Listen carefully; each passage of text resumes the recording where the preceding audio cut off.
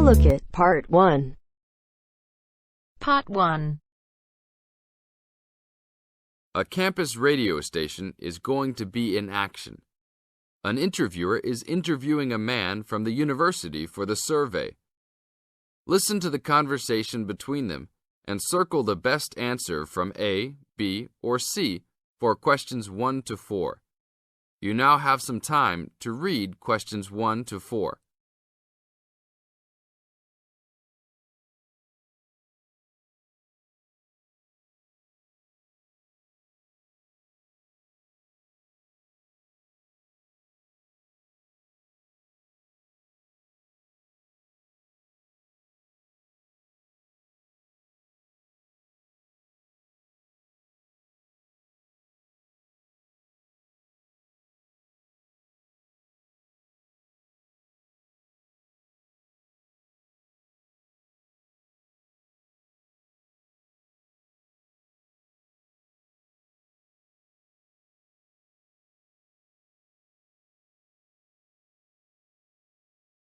Now, we shall begin.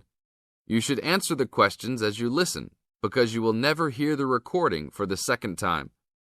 Listen carefully and answer questions 1 to 4. Excuse me, I'm conducting a campus survey. Would you have time to answer a few questions? What's it all about? We're doing some market research for a new campus radio station starting in the next few months. That's okay. Sounds good. Great. I'll just work through this form with you. And if we could start with some personal background information? Sure. Right. If I could have your age, please. 26. Okay, good. And are you a student, teacher, or in another job? Well, I'm a tutor, but I'm also a postgraduate student, so I don't know what you might call me. What do you think? Okay, well, I'm more of a teacher, really. Fine. And would you mind if I asked about your salary, or I could leave it blank? No, that's okay. It's $20,000 a year. Thanks. Right. Now about your current listening habits. What would you say is your main reason for listening to radio? Well, I'm usually busy during the day at work, so I usually only listen to the radio at night. It helps me relax and unwind, even if I'm studying. Good. And how many hours a day on average do you listen to the radio? Well, not a lot really. I'd say just over an hour all told. Now you have some time to read questions 5 to 10.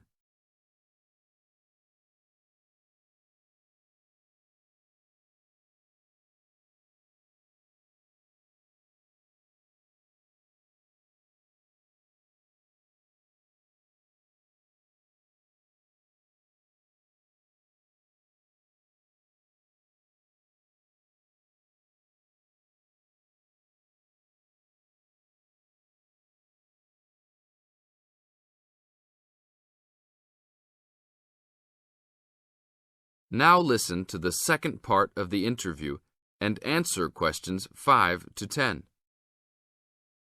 So, what are the 2 main times of the day that you listen to the radio? Well, for a little while around breakfast time, and then it tends to be later, after dinner, when I've finished any serious work I need to do. And what sort of radio programs do you like? I like the news, but I also like classical music. It helps me to relax. Fine. And turning to the new campus station, which type of programs would you prefer? I think the existing radio stations cater for my need for news. So I'd like to see programs about local information, providing a service to the campus community. And in the same vein, perhaps more for academic viewers, some lectures or relevant programs. I see. And if you had to give the new director some specific advice when they set up the station, what would you tell them? I think I'd advise them to be careful about the quality of the broadcasts. The sound system. There are a lot of radio stations, and people can change their loyalty quickly if it doesn't meet their needs. I think they should do more of these kinds of interview too, talking with existing and potential customers. Oh, I'm pleased you think it's useful. Certainly, yeah. Good. Now, this station will not be fully funded by the university. So how often do you think it is tolerable to have adverts? I think, well, out of that list I'd say every quarter of an hour. Of course, that's providing they don't last for 10 minutes each time. Oh, quite. And are you interested in attending any of the special promotions for the new station? Yes, I'd be happy to, as long as they're held on the campus or nearby. OK, I'll note that down. And finally, may we put you on our mailing list? Well, I prefer not, except for the information about the promotions you just mentioned. OK. Can I have your name and address? Of course. I have a card I can give you. Oh, great. And thanks a lot for your time, and we look forward to seeing you. Yeah, sure. Thanks. That is the end of part 1. You now have half a minute to check your answers.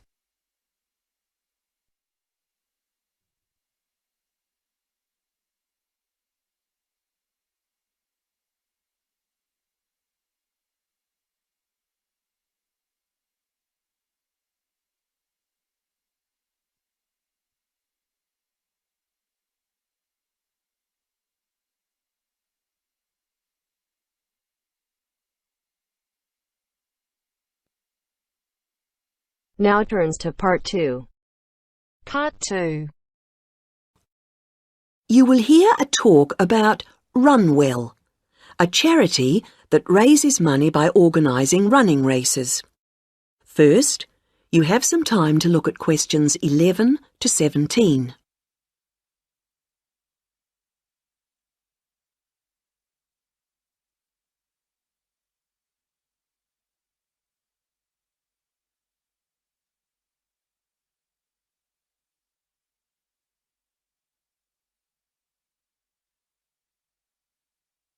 Now listen to the first part of the talk and answer questions 11 to 17.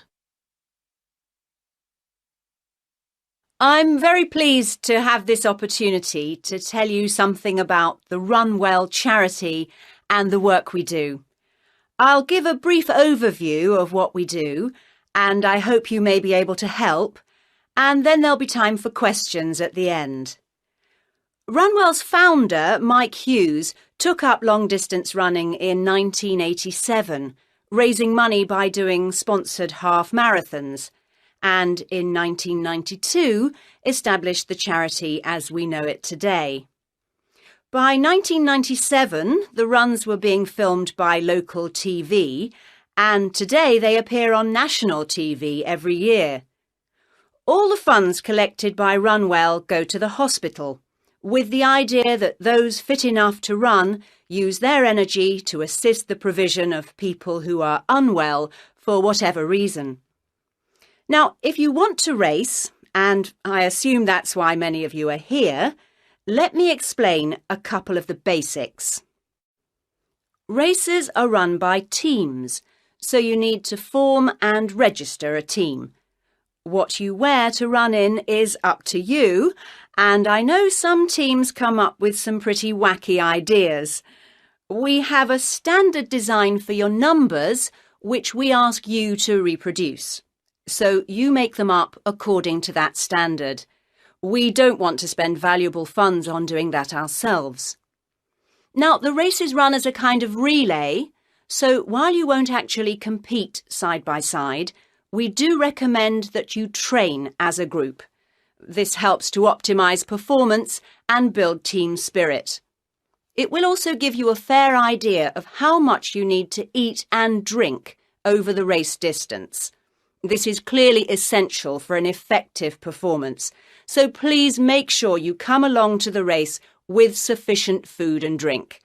Again, we don't spend money on providing that, but you do need to keep yourself going for the 20-kilometre course. The course goes through the town, then out through Highfield Park, concluding in the main square, where the applauding spectators will be ready to greet you. There are many different prizes, including oldest runner, youngest runner, team with the most sponsorship, team with the best costume. That one's donated by Zoom Fashions. The Mayor will introduce the Minister for Health, who will hand over each prize to the winners, and then the hospital president will make a short speech. Before you hear the rest of the talk, you have some time to look at questions 18 to 20.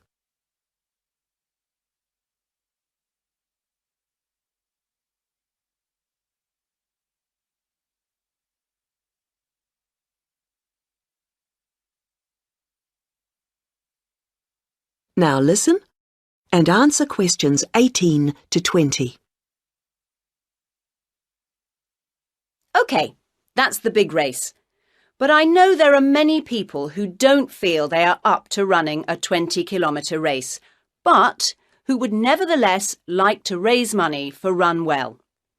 Over the years, we've had experience of many ways of trying to collect money, some very successful, others less so. Now, of course, 20 kilometres is too far for children to run. But there was a sponsored swimming event at the local school last year, and that did very well. People have also tried to organise food-based events, such as selling homemade cakes and bread and so on at the market. And there was a large picnic arranged in Forbright Gardens, although these events failed to justify the efforts put into them, though I'm sure they were very tasty. These days, so many people are out at work all day that going from house to collect money isn't very effective. But it is possible to raise useful funds by selling small promotional items, such as badges with the Run Well motif on them. We're currently checking to see if postcards, perhaps showing the race's winners each year, might also be a good idea or not. We do appreciate the efforts that have gone into selling second-hand goods, but to be honest, the returns have not been very high on this. One very dedicated group organised a team quiz recently, which went very well, and it would be good to see more such activities. There's also been talk of a concert, but we'll have to see how plans for that progress. Now, are there any questions at this stage?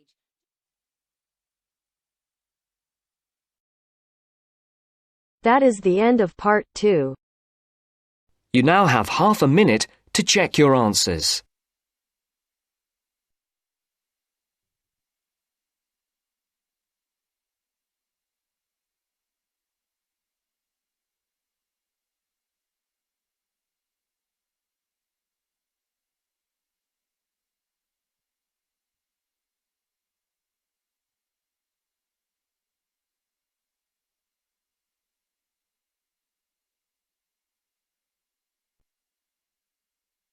Now turns to part 3.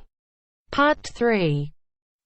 You are going to hear a tape recording of instructions and advice, which a woman called Martha has left for her friend John, who is coming to stay at her house and take care of it while she is away. First, you have some time to look at questions 21 to 24.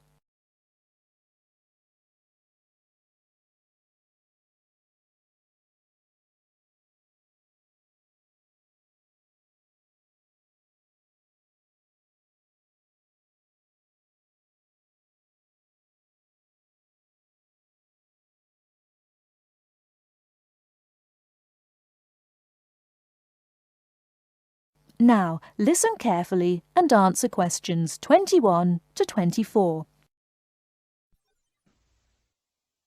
Hello, John. Welcome to the house. I'm really pleased that you can be here to look after my house while I'm away. Here are some things you need to know about the house. Important stuff like when the garbage is collected. In fact, let's start with the garbage, which is collected on Friday. Just write garbage on the calendar on the days they take it away. Put it out on Friday every week. That'll be Friday 22nd, Friday 29th and Friday 5th.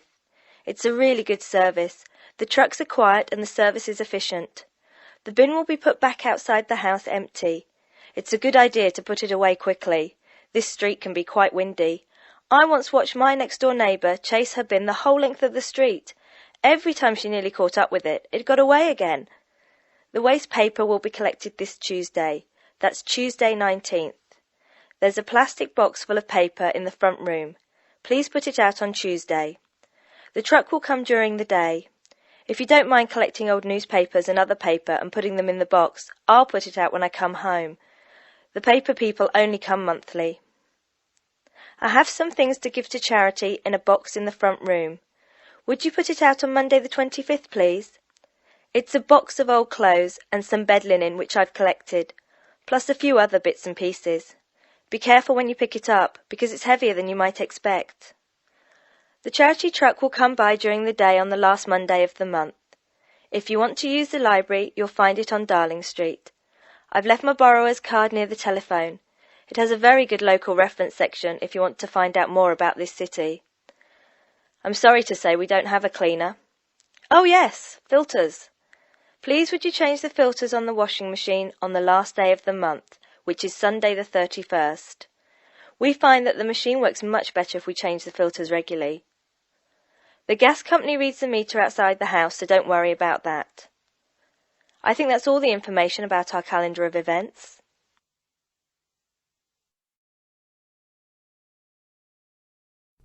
Before you hear the rest of the talk, you have some time to look at questions 25 to 30.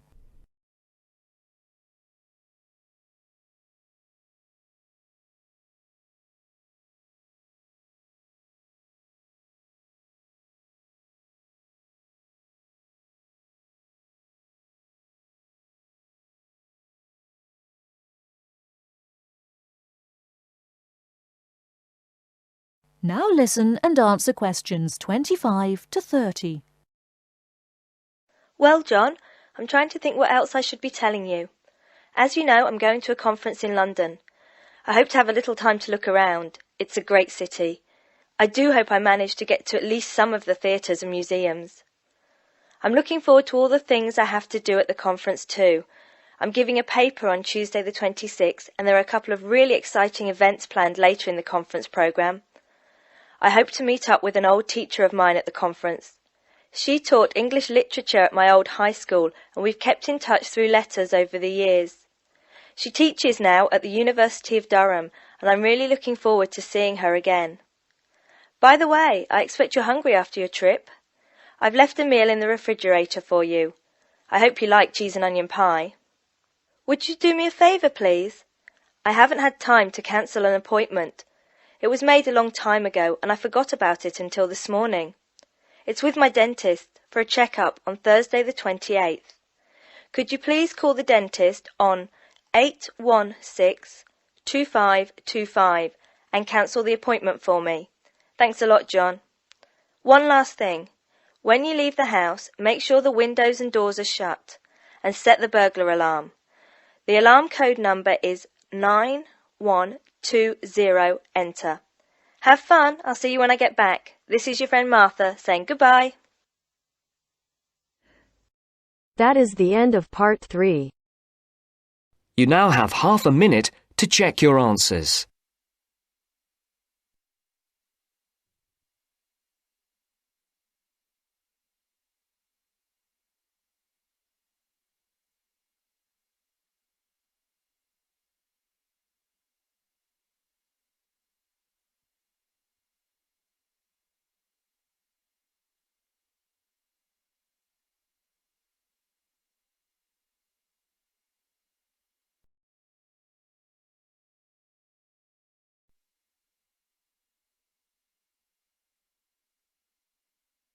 Now turns to part 4. Part 4. You will hear an expert on birds talking about sparrows, one of the most common bird species in urban and suburban environments around the world. The expert discusses some possible causes for their declining numbers. First, you will have half a minute to look at questions 31 to 40.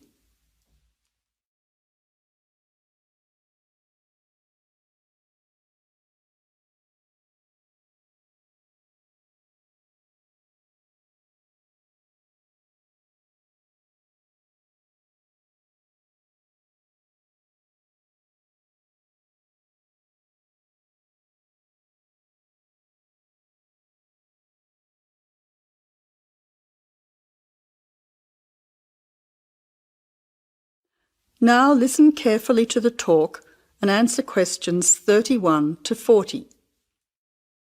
Some people dislike sparrows and see them as annoying pests in their neighbourhood. Others see them as an interesting part of the urban environment. Love them or hate them, it could be that the familiar scene of these birds flying, hopping and chirping in our city streets will soon become a thing of the past. Until recently, there were so many sparrows around that people tried all kinds of methods to get rid of them, but it now seems that many people are starting to worry about the declining numbers of sparrows in many cities around the world. Over the past 20 or 30 years, sparrows have been disappearing throughout many parts of the world. In Britain, since the 1920s, the overall population of sparrows has declined by 92%. In London, they were once so plentiful that people who conducted regular surveys did not bother to count them because they were simply too common. Now there are none. This decline has also been recorded in some cities in continental Europe, parts of North America, and India as well. Some people will be surprised at this, as they probably still see many sparrows in their local neighbourhood. But whereas some suburbs may have large numbers of sparrows, in the next suburb there may be none. So, why are they disappearing rapidly in some areas, yet still exist in large numbers in others? Well, it is a bit of a mystery. Some say it is due to local issues. There are a number of factors here, one of which is harassment or predation. Other local animal species harass them, and domestic cats hunt them for food. Secondly, there is increased competition both for food and for nesting sites from other seed-eating birds in the neighbourhood. And thirdly, it is now more difficult for sparrows to make nests in modern buildings due to more effective modern building methods. Recent studies suggest that another reason may be related to a problem with the breeding success of the sparrows. Although they continue to breed, the young nestlings keep dying. These deaths have been linked to a lack of insects, such as aphids. This decrease in the availability of insects, it is believed, then causes the young nestlings to die of starvation or dehydration. It seems that there is a growing worldwide shortage of insects, and our modern urban lifestyle with the increasing use of motor vehicles is being blamed for it. It is suggested that the carcinogenic chemicals released into the atmosphere by unleaded car exhaust fumes is having an impact on insect numbers. Another theory, which is thought to be affecting sparrow numbers, is connected to our technological advancement. According to some experts, the mobile telephone towers that are now a feature of our modern cities emit electromagnetic radiation, which might affect the sparrows' central nervous systems and result in their death. The evidence is only circumstantial, and sparrows still continue to thrive in some major cities. However, it is interesting to note that in the 1990s, the use of mobile phones and unleaded petrol skyrocketed, and both coincide with the period of the sparrows' declining numbers in many modern cities. That is the end of the listening test. You now have half a minute to check your answers.